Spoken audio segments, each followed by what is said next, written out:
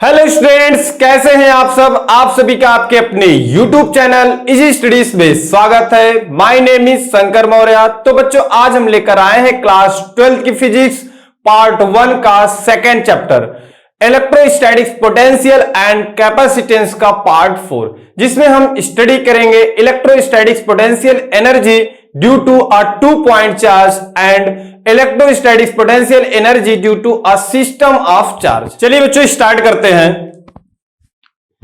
Electrostatics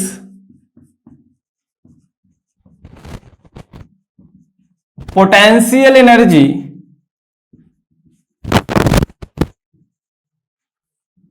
due to 2 point charge.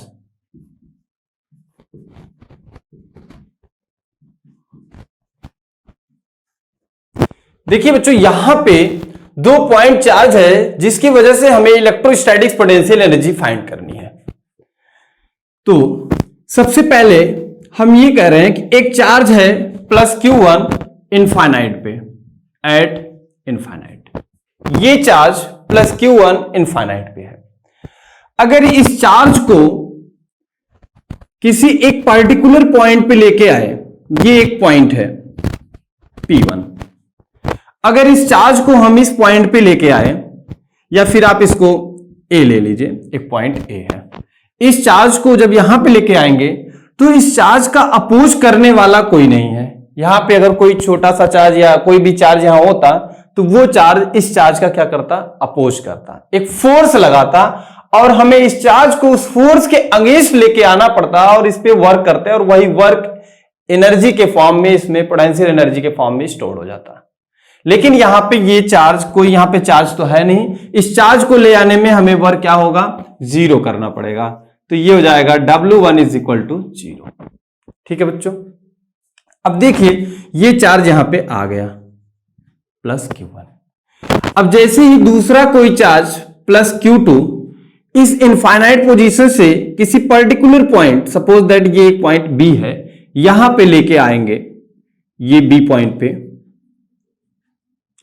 तो ये जो चार्ज है, ये चार्ज इस पे एक फोर्स लगाएगा, क्योंकि ऑलरेडी यहां पे ये प्रेजेंट हो गया है, तो ये इस पे एक फोर्स इधर लगाएगा, ऐसे ऐसे एक फोर्स लगाएगा, और इस फोर्स के अगेंस्ट हम चार्ज को ले आएंगे, तो इस पे हमें क्या करना पड़ेगा, वर्क करना पड़ेगा, और वही वर्क इस चार्ज में पोटेंशियल एनर्जी के फॉर्म में स्टोर हो जाएगा।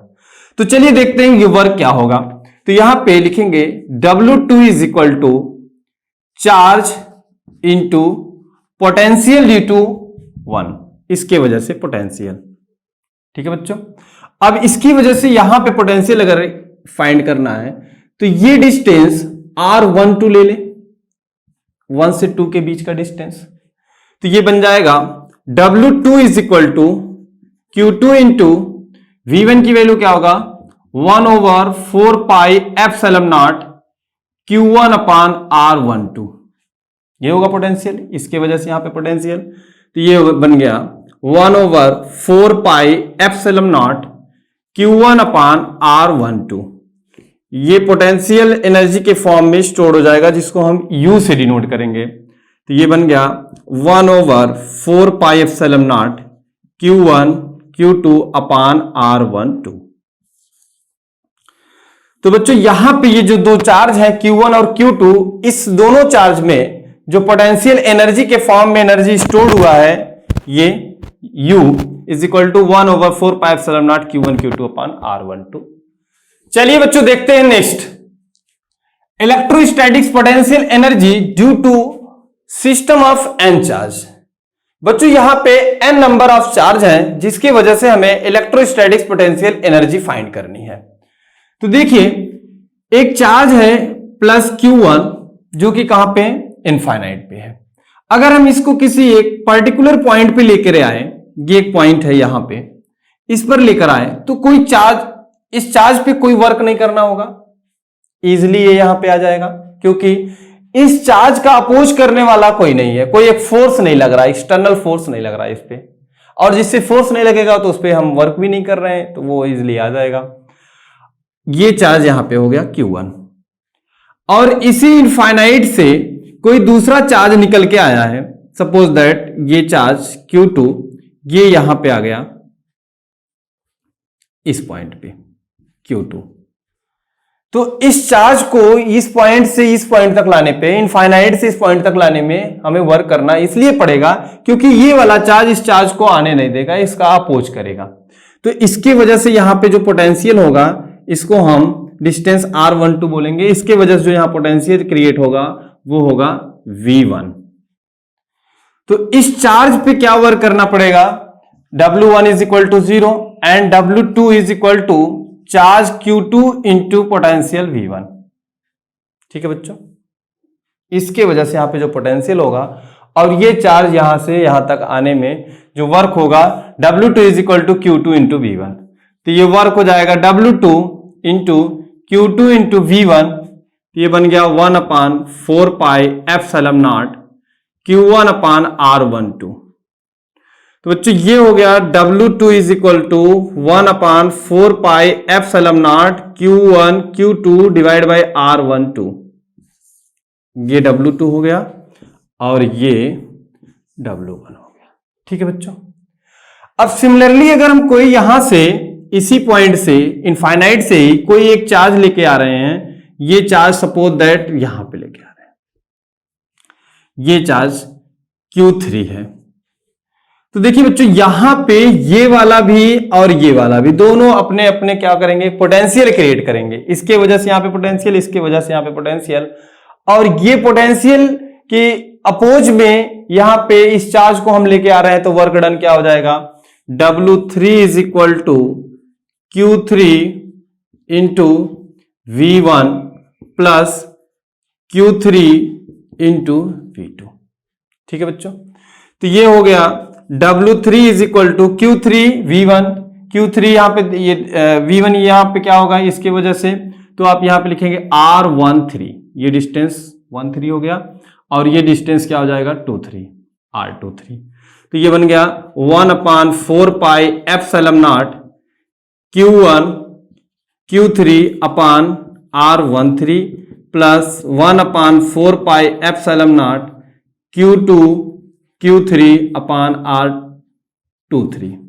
ठीक है बच्चों, इसी तरीके से अगर बहुत सारे चार्ज होंगे, सपोज दैट n चार्ज है, यहां पे ये Qn है, तो यहां पे सब लोग ये वाला चार्ज भी, ये वाला चार्ज भी, ये वाला चार्ज भी और अदर चार्ज भी यहां पे क्या करेंगे, अपना पोटेंशियल लगाएंगे। तो इस चार्ज पे वर्क करने के लिए हम इन सभी चार्जों का अपोज करते हुए वर्क करेंगे और वही पोटेंशियल एनर्जी के फॉर्म में स्टोर हो जाएगा।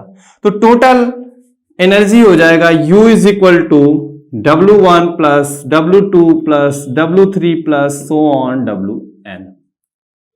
ठीक है बच्चों, तो यहां पे मिल गया U is equal to 1/4 pi W1, देखिए बच्चों W1 तो 0 है, प्लस W2 क्या है 1/4 pi epsilon naught Q1 Q2 upon R12 plus ये W3 क्या हो गया 1/4 pi epsilon naught Q1 Q3 upon R13 plus 1/4 pi epsilon not Q2 plus Q3 upon R23 dash dash.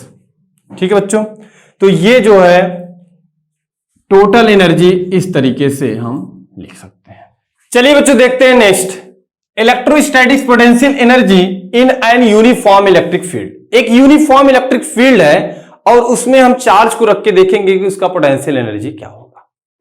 तो देखिए बच्चों ये एक यूनिफॉर्म इलेक्ट्रिक फील्ड है, ये इस तरीके से एक यूनिफॉर्म इलेक्ट्रिक फील्ड है और इस इलेक्ट्रिक फील्ड में डिफरेंट पॉइंट पे अगर हम चेक करें, इस इलेक्ट्रिक फील्ड की वजह से पोटेंशियल तो डिफरेंट होगा, क्योंकि हमें ये पता है electric field E is equal to dV upon dx।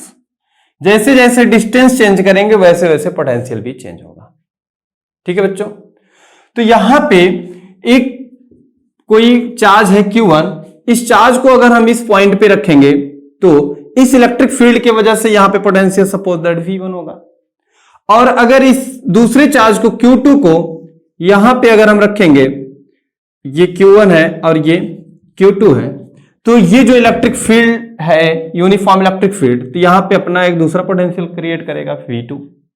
ठीक है बच्चों, अब देखिए इस चार्ज को अगर हम इलेक्ट्रिक फील्ड में लेके आ रहे हैं तो इस पे क्या वर्क करना पड़ेगा, तो ये हो जाएगा W1 is equal to charge Q1 V1। ये इलेक्ट्रिक फील्ड की वजह से जो पोटेंशियल क्रिएट हुआ यहां पे V1।